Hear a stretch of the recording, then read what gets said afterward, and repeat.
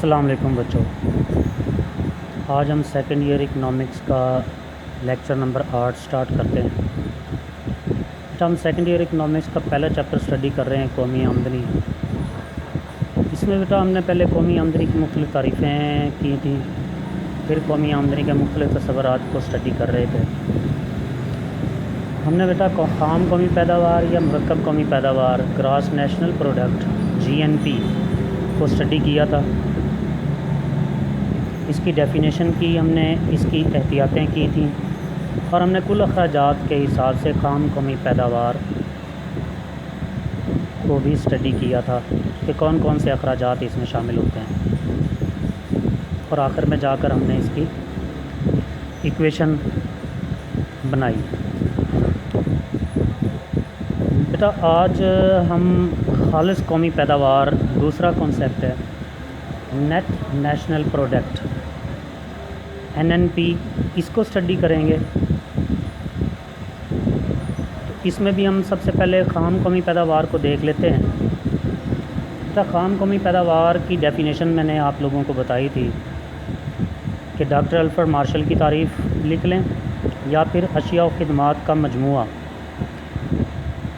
जो किसी मुल्क के लोग एक साल के अरसे में पैदा करते हैं, इसे हम ख़ाम कौमी पैदावार या मुरक्कब कौमी पैदावार का नाम देते हैं। नीज़ इसमें बैरूनी ज़राए से हासिल करदा आमदनियाँ भी शुमार की जाती हैं। इसकी एक और डेफिनेशन मैंने आप लोगों को बताई थी कि अशिया और ख़िदमात का वो मजमूआ जो किसी मुल्क के लोग एक साल के अरसे में मुल्क के अंदरूनी और बैरूनी ज़राए से हासिल करते हैं, इस मजमूए को ख़ाम कौमी पैदावार या मुरक्कब कौमी पैदावार का नाम दिया जाता है। तो बच्चों, अगर इस ख़ाम कौमी पैदावार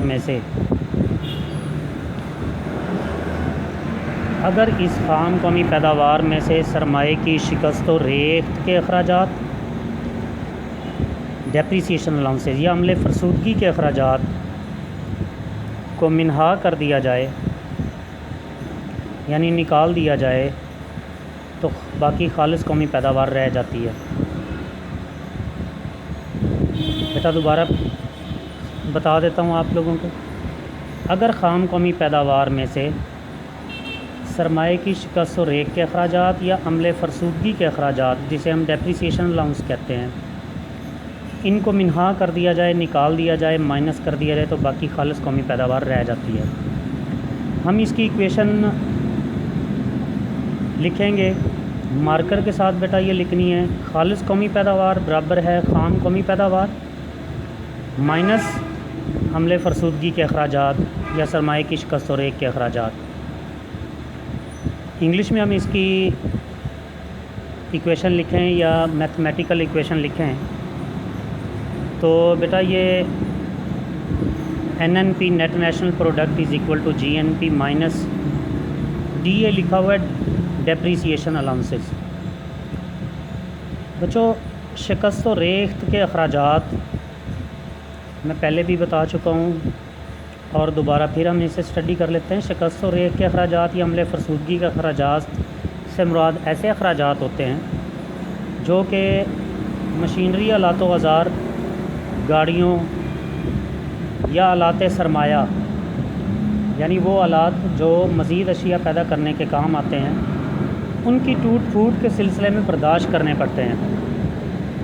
ये अखराजात बेटा ख़ाम कौमी पैदावार में शामिल होते हैं, लेकिन खालिस कौमी पैदावार में ये शामिल नहीं होते, हम इन्हें माइनस कर देते हैं। मिसाल इसकी मैंने पहले भी दी थी, दोबारा फिर इसकी एग्जांपल दे देता हूँ कि मिसाल के तौर पर एक काश्तकार 3 लाख रुपए में एक ट्रैक्टर ख़रीदता है जिसकी गारंटी 20 साल है, यानी ये ट्रैक्टर 20 साल के बाद बेकार हो जाएगा। अगर काश्तकार हर साल आमदनी में, अपनी आमदनी में से या ट्रैक्टर की आमदनी में से 15,000 रुपये हर साल शिकस्त व रेख के अलाउंस के तौर पर रखता जाए, अखराजात के तौर पर रखता जाए, अलहदा रखता जाए, तो जब 20 साल के बाद ट्रैक्टर बेकार हो जाएगा तो उसके पास 3 लाख रुपए जमा हो जाते हैं। जिससे वो नया ट्रैक्टर ख़रीद सकेगा। इस तरह मसारफ़ बदलकारी, बेटा ये सरमाए की शिकस्त और एक के अखराजात को मसारफ़ बदलकारी भी कहते हैं। तो मसारफ़ बदलकारी के नतीजे में सरमायाकारी का सिलसिला जारी रहेगा और सरमाया अपनी असली हालत में बरकरार रहता है। तो यहाँ तक तो हमारा कॉन्सेप्ट था खालिस कौमी पैदावार। अब हम अगला कॉन्सेप्ट स्टडी करते हैं, ख़ाम मुल्की पैदावार, ग्रॉस डोमेस्टिक प्रोडक्ट, जीडीपी। बड़ा इम्पोर्टेंट कॉन्सेप्ट है ये भी। और ख़ाम मुल्की पैदावार से मुराद ये है कि किसी मुल्क के सिर्फ़ अंदरूनी और बैरूनी ज़राए से हासिल होने वाली, बेटा इसमें बैरूनी ज़राए से हासिल होने वाली आमदनी को शुमार नहीं किया जाता। तो इसकी डेफिनेशन यूँ बनेगी कि किसी मुल्क के सिर्फ़ अंदरूनी ज़राए से हासिल होने वाली अशिया और ख़िदमात की वो मिक़दार जो एक साल के अरसे में पैदा की गई हो, इस मिक़दार को ख़ाम मुल्की पैदावार कहते हैं।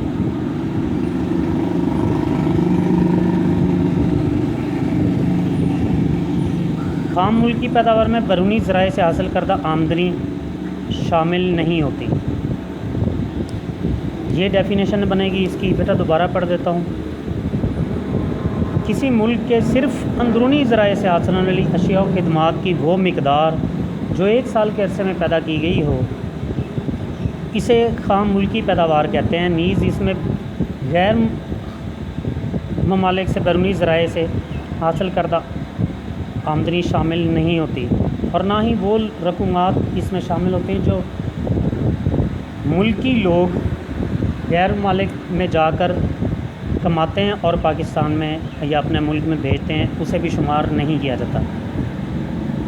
तो बस हम इसकी इक्वेशन बना सकते हैं कि ख़ाम मुल्की पैदावार बराबर होगी ख़ाम कौमी पैदावार माइनस बैरूनी ज़राए से हासिल करदा आमदनी। हम ख़ाम कौमी पैदावार में से बैरूनी ज़राए से हासिल करदा आमदनी को निकाल देंगे, क्योंकि ख़ाम कौमी पैदावार में अंदरूनी और बैरूनी दोनों ज़राए से हासिल करदा आमदनी शामिल होती है। तो अगर हम बैरूनी ज़राए वाली आमदनी को निकाल दें तो बाकी सिर्फ मुल्की आमदनी बचेगी, यानी GDP is equal to GNP minus income from external sources या इनकम फ्रॉम अब्रॉड। तो इस तरह हमारा ये कॉन्सेप्ट भी कंप्लीट होता है यहाँ पर, ख़ाम मुल्की पैदावार। बच्चों ये दो कंसेप्ट क्लियर करने के बाद हम अगला कॉन्सेप्ट देखते हैं, कौमी आमदनी। तो बेटा कौमी आमदनी में नेशनल इनकम की डेफिनेशन को हम यूँ स्टडी करेंगे कि अगर ख़ाम कौमी पैदावार में से, यानी मुल्की अंदरूनी बैरूनी ज़राए से हासिल करदा आमदनी में से अमले फरसूदगी के अखराजात निकाल दिए जाएँ तो बाकी खालिस कौमी पैदावार रह जाती है। ये हम खालिस कौमी पैदावार की डेफिनेशन कर चुके हैं। अगर इस खालिस कौमी पैदावार में से बिलवास्ता टैक्स, इनडायरेक्ट टैक्सेस मैंने बताया था कि ये जनरल सेल्स टैक्स, बिक्री टैक्स भी कहते हैं हम इसको, एक्साइज़ ड्यूटी होती है कारखानों में, मुल्की कारखानों में जो अशिया पैदा होती हैं उन पर लगाई जाती है, कस्टम ड्यूटी होती है। तो बेटा ये इनडायरेक्ट टैक्सेस हैं, ये अशिया की कीमत में शामिल कर लिए जाते हैं। इन्हें कारखानादार, गवर्नमेंट इन कारखानादार से वसूल कर लेती है और फिर कारखानादार इसे अशिया की कीमत में ऐड करके सार्फिन से वसूल कर लेते हैं, उन लोगों से वसूल करते हैं जो इन अशिया का इस्तेमाल करते हैं। तो बेटा अगर इस खालिस कौमी पैदावार में से बिलवास्ता टैक्स, तमाम किस्म के बिलवास्ता टैक्स को माइनस कर दिया जाए, मिनहा कर दिया जाए,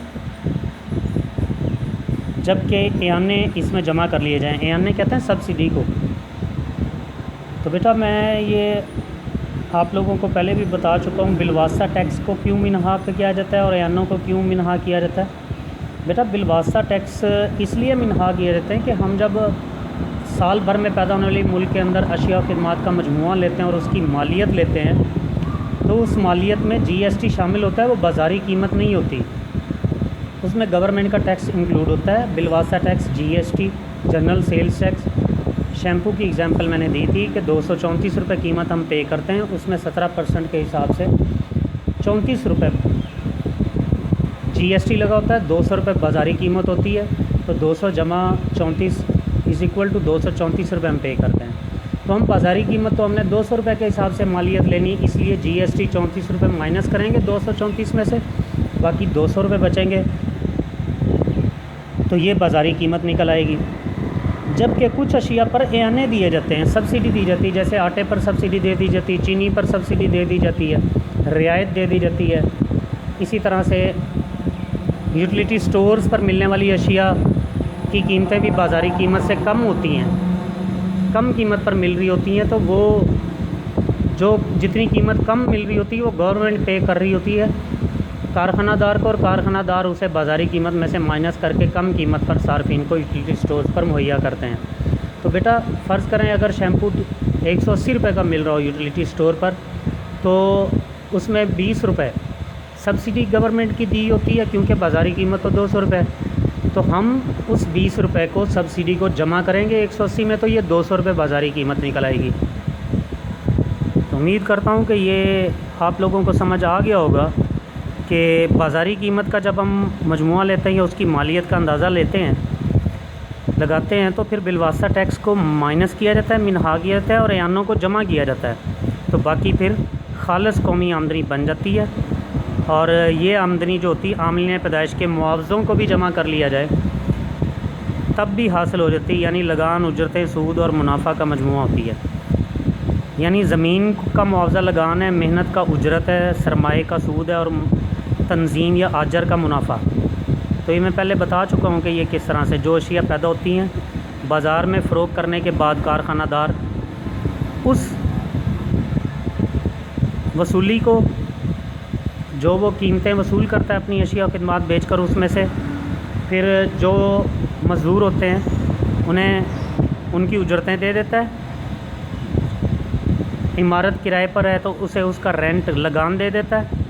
सरमाया बैंकों से लिया होता है तो कर्ज़ा लिया होता है, तो उस कर्ज़े पर जितना सूद होता है वो अदा कर देता है, तो बाकी जो बच जाता है वो उसका मुनाफा होता है आजर का। तो इस तरह से भी अगर हम चारों का आमलीन पैदाइश के मुआवज़ों को जमा कर लें तब भी कौमी आमदनी मालूम हो जाती है। बस कौमी आमदनी बराबर होगी खालिस कौमी पैदावार में से बिलवासा टैक्स माइनस कर दिए जाए, प्लस एआने कर दिए जाएँ, सब्सिडी को प्लस कर दिया जाए, तो हम कौमी आमदनी हासिल कर पाएंगे। कौमी आमदनी को वाई से डिनोट करते हैं, नेट नेशनल प्रोडक्ट को एनएनपी से, minus indirect tax plus subsidies. तो बच्चों आज का लेक्चर हम यहाँ पर ख़त्म करते हैं। इन्हें आप तैयार कर लेंगे, समझ लेंगे इन कॉन्सेप्ट्स को। ये बड़े इंपॉर्टेंट शॉर्ट क्वेश्चंस भी हैं और ये लॉन्ग क्वेश्चन भी आ जाया करता है। कौमी आमदनी के मुख्तलिफ ज़वरात तफसील से बयान करें। अल्लाह हाफ़िज़, अस्सलाम वालेकुम।